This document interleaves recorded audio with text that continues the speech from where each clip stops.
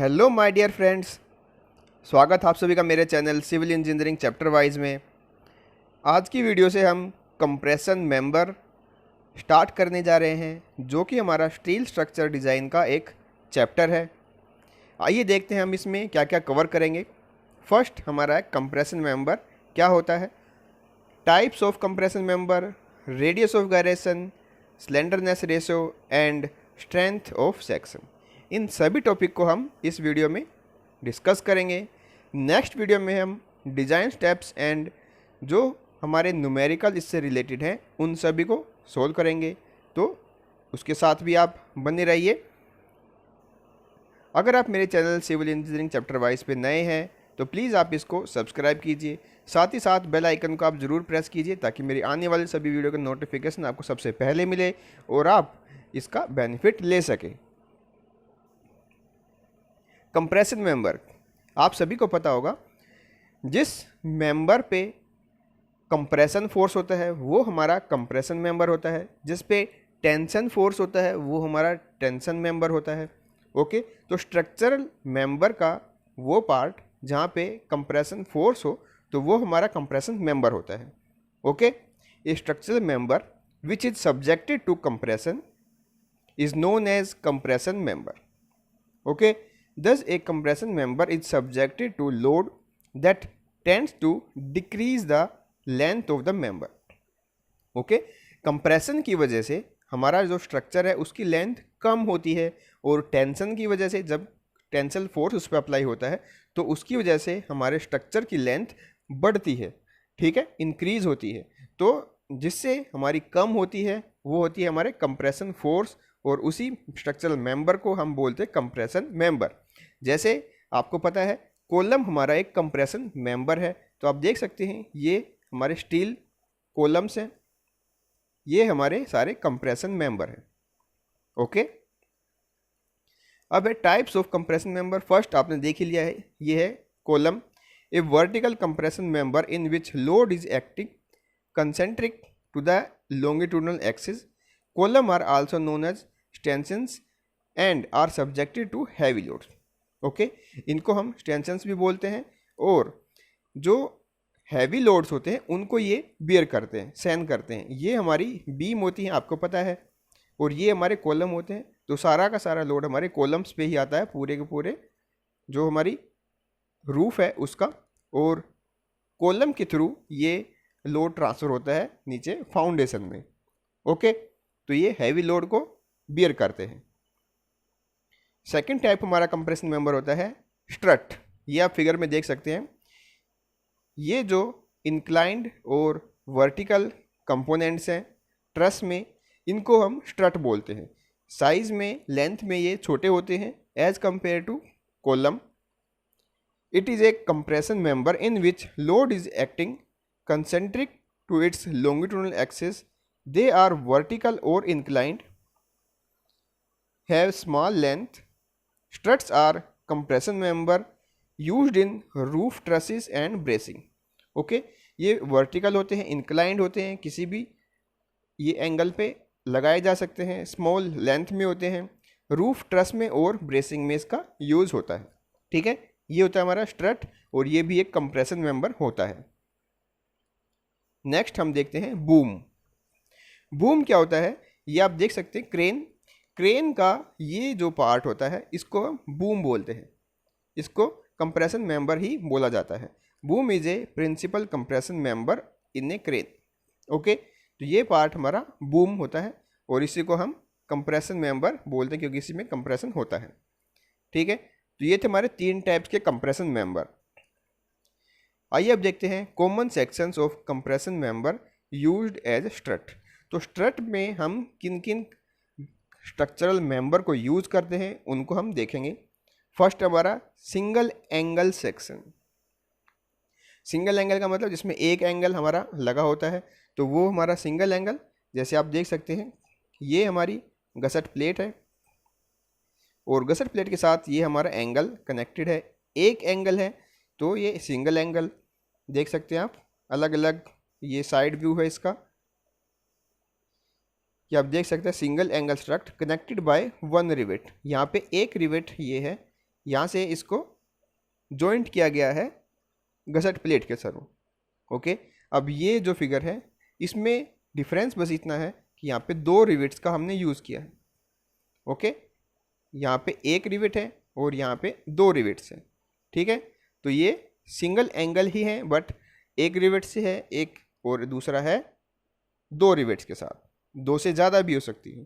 ठीक है, तो ये था हमारा single angle section, are simplest type of compression member and are used to transmit small forces for trusses and bracing in plates girder।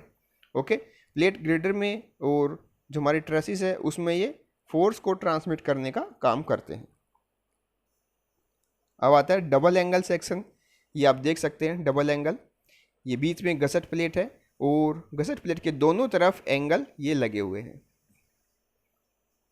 Okay, यहाँ से आप देख सकते हैं दोनों तरफ एंगल, यहाँ पे एक एंगल इस तरफ, एक एंगल इस तरफ, और ये रिवेट्स के थ्रू कनेक्टेड है।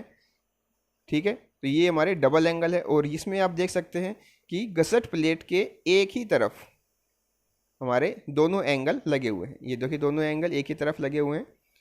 ये है double angle strut on same side of गसट plate, double angle strut on opposite side of गसट plate. ठीक है, तो ऐसे भी हम यूज़ कर सकते हैं और ऐसे भी हम यूज़ कर सकते हैं, दोनों तरीके से हम इसका यूज़ कर सकते हैं। तो ये हमारा डबल एंगल सेक्शन है। इसके बारे में हमने लास्ट जो हमारे टेंशन मेंबर था उसमें भी डिस्कस किया था और ये भी आप देख सकते हैं। अब आता है टी सेक्शन। टी सेक्शन ये होता है, आपको पता है, तो ये भी एक कंप्रेशन मेंबर के तौर पे हम इसको यूज़ करते हैं। टेंशन मेंबर भी यूज़ कर सकते हैं और कंप्रेशन मेंबर भी इसको हम यूज़ कर सकते हैं। T sections are used as compression member for small trusses and more suitable for welding. Okay, छोटे ट्रसेस पे और जहाँ पे वेल्डिंग सुटेबल है तो वहाँ पे हम इसको यूज़ कर सकते हैं। अब आती है बारी, इसमें कुछ टेक्निकल टर्म्स हैं जो काफ़ी इंपॉर्टेंट है, जो आपको आगे न्यूमेरिकल सोल्व करने में हेल्पफुल साबित होंगी। फर्स्ट आती है radius of gyration. Radius of gyration क्या होती है?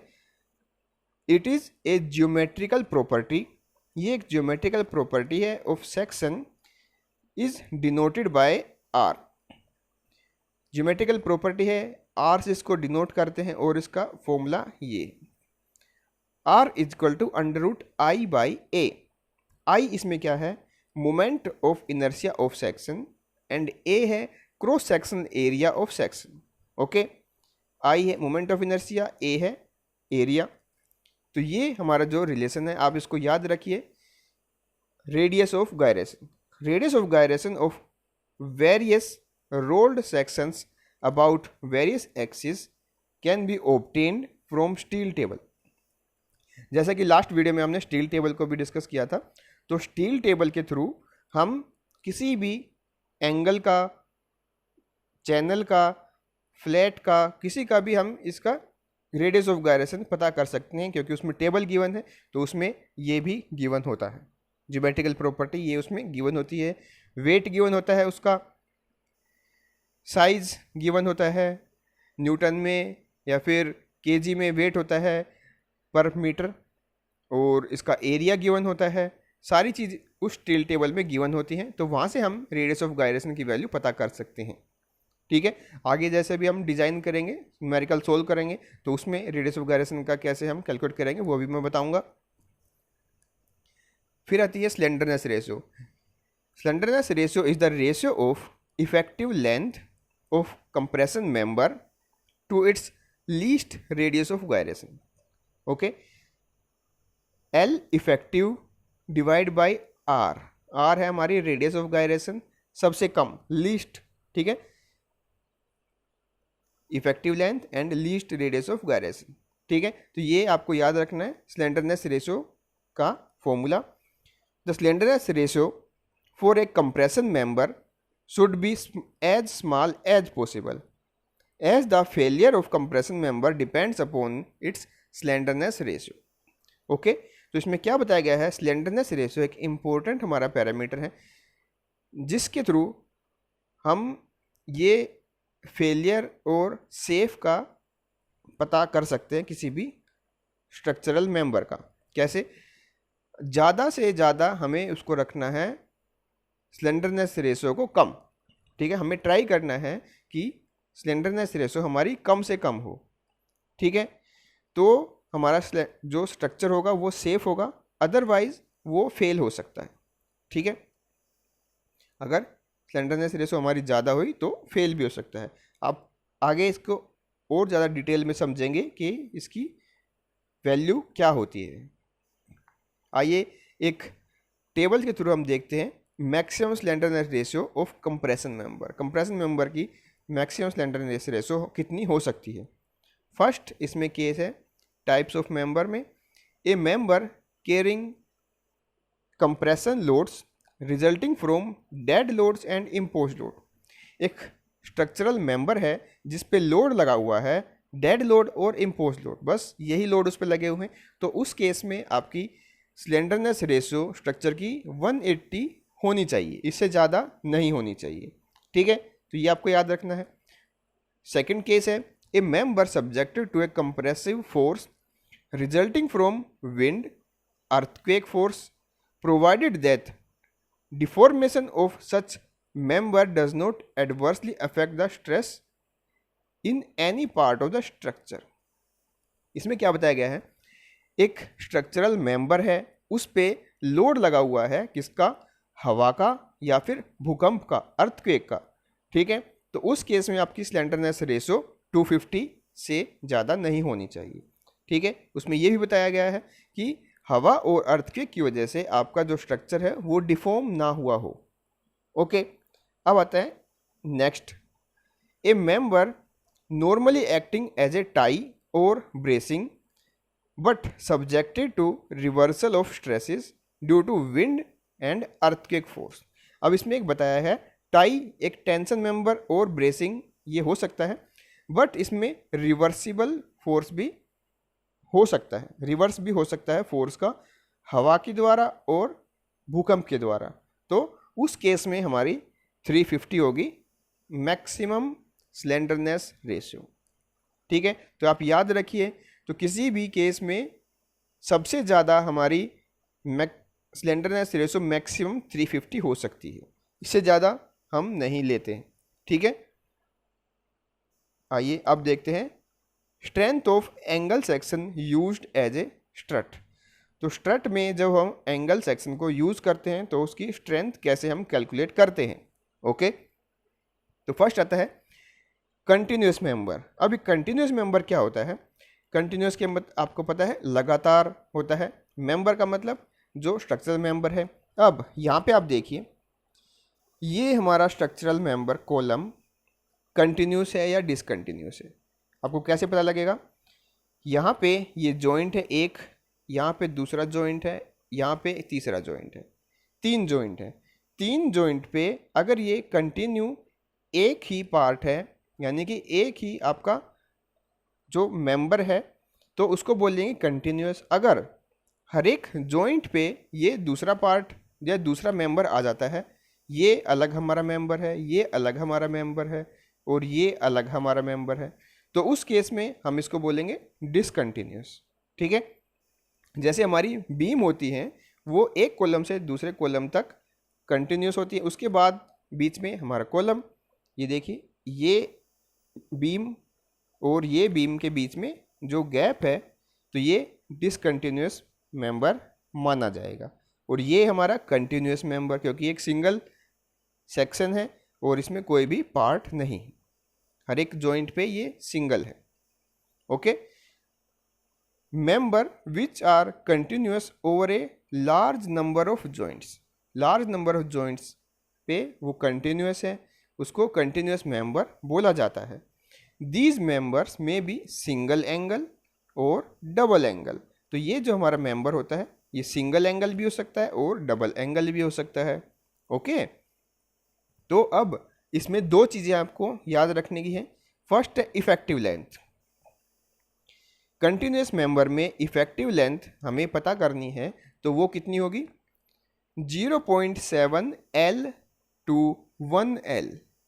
Okay, depending upon and restraints. And restraints मतलब जो उसकी एंड कंडीशंस हैं, फिक्स है, रोलर है या हिंज है आपके एंड, तो उस पर डिपेंड करता है, ये आपकी इसके अंदर लाई करता है। 0.7 L से 1 L। L इसमें क्या है, length of compression member. Okay, जो आपकी लेंथ है वो है L, और उसका 70% से 100% तक आपको उसको वैल्यू ले सकते हैं। वो डिपेंड करेगा आपकी एंड कंडीशंस कैसी हैं, आपके वहाँ पे स्पोर्ट्स कैसे लगे हुए हैं, रोलर है, फिक्स है, हिंज है या पिन है। ठीक है, तो ये था आपका इफेक्टिव लेंथ। फिर आता है परमिसिबल और अलाउेबल एक्सियल कंप्रेसिव स्ट्रेसेस।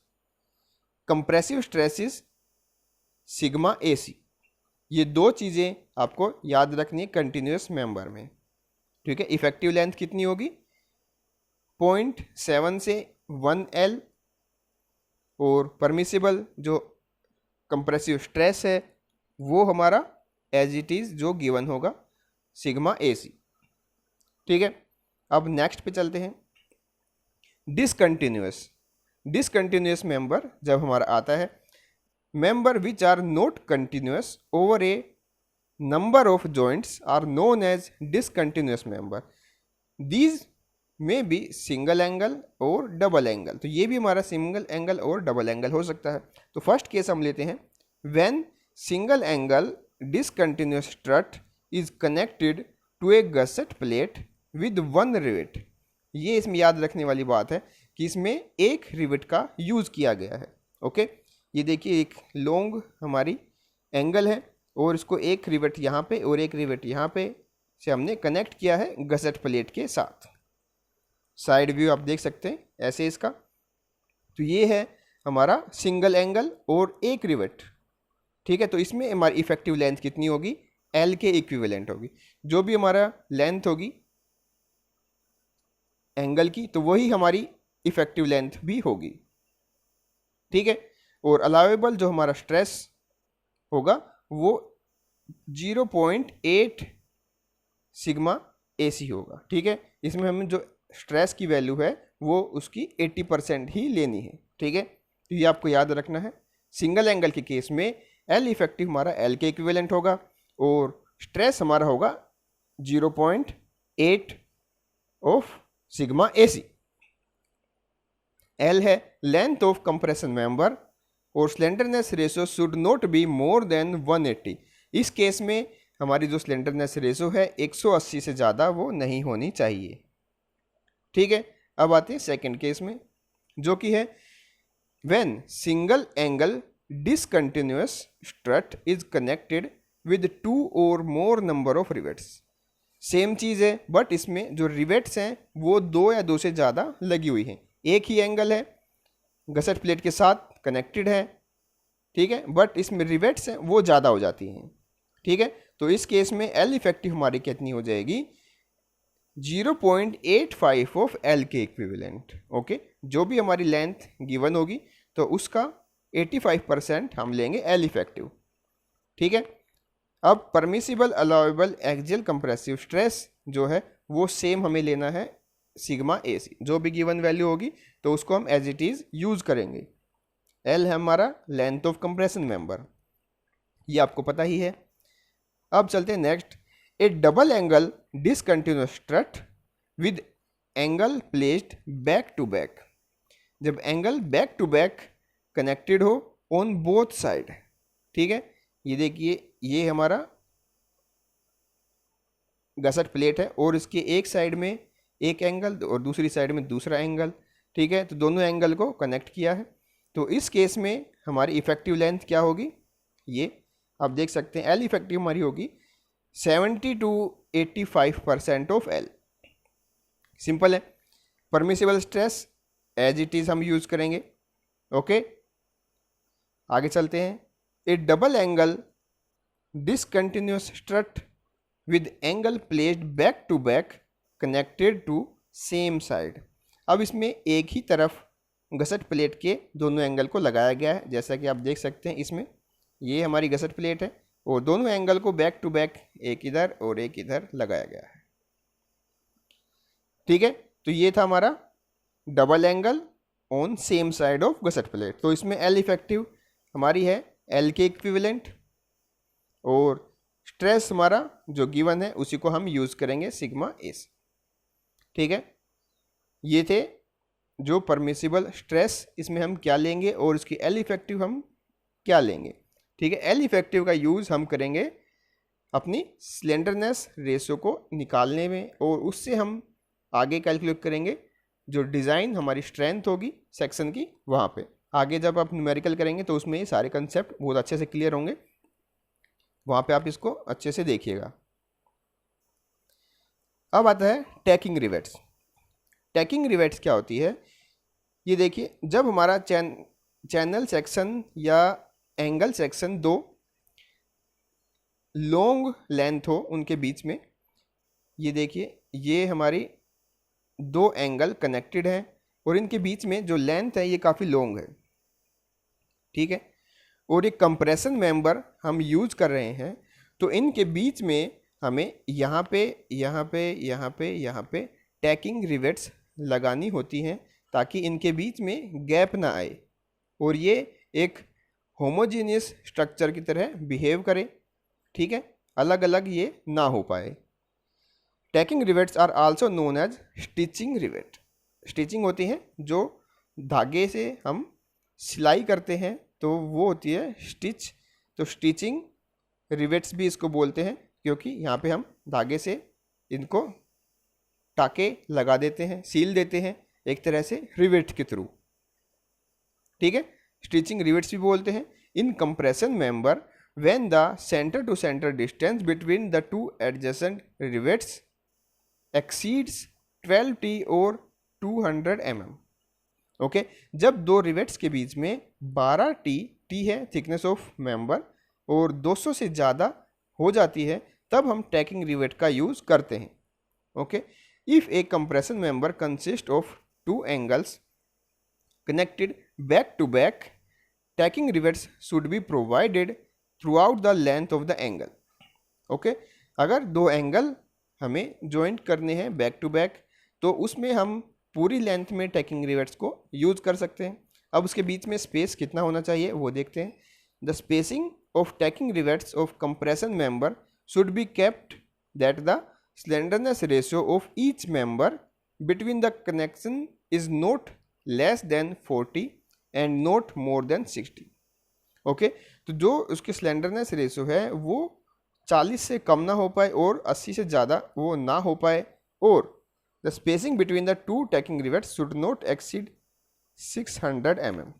ठीक है, 600 mm से ज़्यादा किसी भी टैकिंग रिवेट्स के बीच में डिस्टेंस नहीं होनी चाहिए, उसके अंदर ही इसको हम यूज़ करते हैं। ठीक है, यानी कि ये जो टैकिंग रिवेट से एक रिवेट से दूसरी रिवेट के बीच में जो डिस्टेंस होगी वो 600 होगी या उससे कम ही होगी, इससे ज़्यादा वो कभी भी नहीं होगी। ठीक है, तो ये है टैकिंग रिवेट्स, इसी को हम स्टिचिंग रिवेट्स भी बोलते हैं। ओके, यहाँ पे हमारा ये चैप्टर ख़त्म होता है। नेक्स्ट चैप्टर में हम इसके डिज़ाइन स्टेप्स जो न्यूमेरिकल को सोल्व करने में हेल्पफुल साबित होंगे और इसमें एक टेबल है उसके बारे में डिस्कस करेंगे कि हम कैसे उसका यूज़ करेंगे अपनी कैलकुलेशन में, अपने न्यूमेरिकल प्रॉब्लम को सोल्व करने में जो कि हमारे कंप्रेशन से रिलेटेड है। ठीक है, अगर आपको वीडियो अच्छी लगे तो इसको लाइक कीजिए, अपने स्टडी रिलेटेड ग्रुप में इसको शेयर कीजिए, साथ ही साथ सब्सक्राइब आप ज़रूर कीजिए मेरे चैनल को। घर पे रहिए, सुरक्षित रहिए, देखते रहिए और सीखते रहिए सिविल इंजीनियरिंग चैप्टर वाइज से। Thank you for watching, have a good day.